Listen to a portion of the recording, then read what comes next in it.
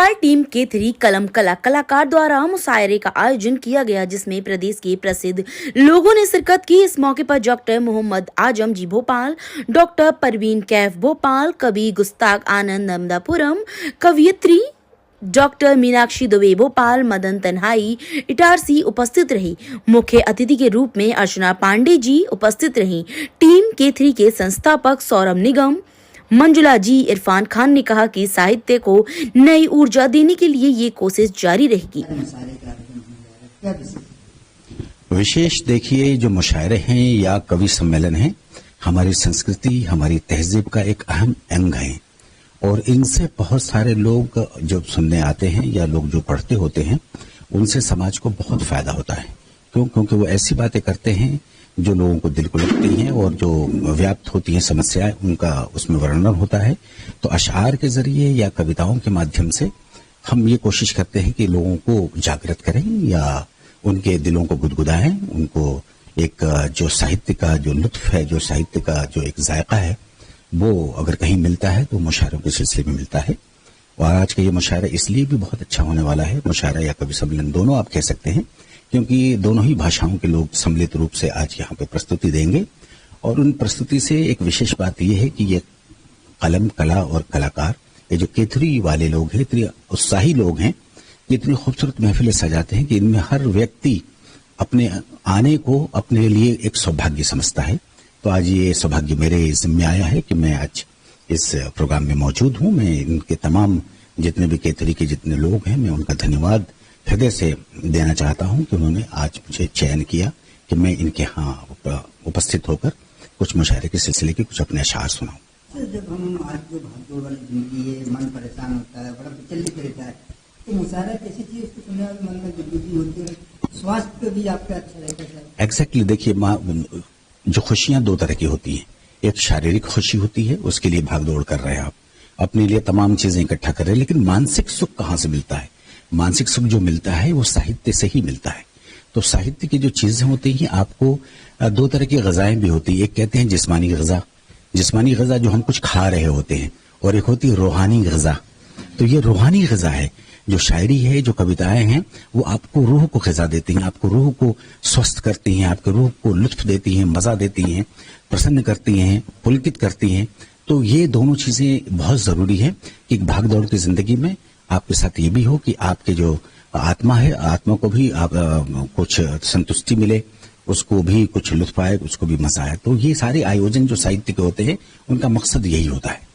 जी sir, आज की जो युवा पीढ़ी है संगीत की ओर भी जा रही है, स्पोर्ट्स की ओर जा रही है, लेकिन आज एक अनोखा काम कर रहे हैं, मुशायरा का आयोजन कर रहा है, किसी प्रेरणा मिली आपको? सर, सबसे पहले तो मैं कलम कला कलाकार टीम का शुक्रिया अदा करता हूँ कि इस लायक समझा कि मैं इन लोगों के साथ खड़ा हो सकता हूँ, और हमें इन लोगों का विशेष तौर पे शुक्रिया अदा करना चाहिए, क्योंकि जितने बड़े ये पेड़ हैं, ये चाहे तो हम लोगों को अपनी छांव में पनपने ना दें, लेकिन ये हमें थोड़ा सा अलग करके बढ़ने का मौका देते हैं। ये आज हमारे साथ खड़े हैं, यही हमारे लिए अपने आप में एक बड़ी बात है। और मैं आजम सर हो गए, परवीन मैम हो गई, मदन सर हैं, इन सभी लोगों का शुक्रिया अदा करता हूँ कि आप लोग नए लोगों को, हमें ही नहीं बाकी नए लोगों को भी प्रोत्साहित करते रहते हैं समय समय पर और हमारा साथ देते हैं।